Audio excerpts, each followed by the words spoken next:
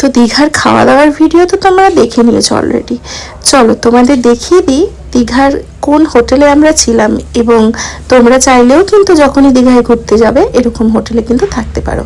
তো চলো আজকে তাহলে তোমাদেরকে বলে দিই। তো এটা হচ্ছে আমাদের হোটেল সিবার্ড, একদম তোমার সমুদ্রের পাড়েই ছিল। খুবই সুন্দর এই হোটেলটা, এবং এদের প্রত্যেকটা স্টাফের ব্যবহারও খুব ভালো লেগেছে। আর এটা হচ্ছে ওদের পার্কিং জোন, তোমরা কেউ গাড়ি করে এলে বা বাইক করে এলে এখানে রাখতে পারো। তো এরপর হচ্ছে চলো আমাদের রুম ট্যুরটা তোমাদের দিয়ে দিই। বিভিন্ন ধরনের রুম তোমরা এখানে পেয়ে যাবে। তো চলো যাওয়া যাক। এই যে এটা হচ্ছে আমাদের রুম। তো এই যে প্রথমেই ঢুকে এরকম একটা মিরর পেয়ে যাচ্ছ।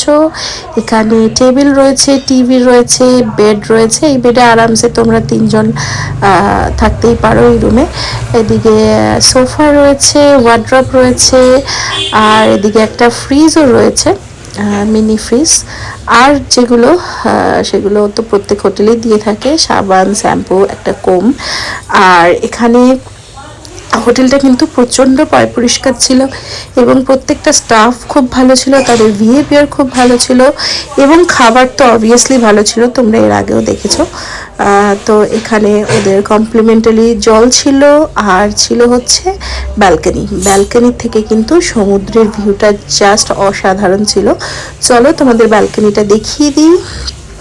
এই দেখো, এখান থেকে দাঁড়ালেই কিন্তু তোমরা পুরো সমুদ্রটা দেখতে পাবে।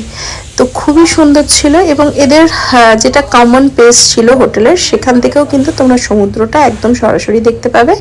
আর এটা ছিল ওয়াশরুমটাও প্রচণ্ড পরিষ্কার ছিল।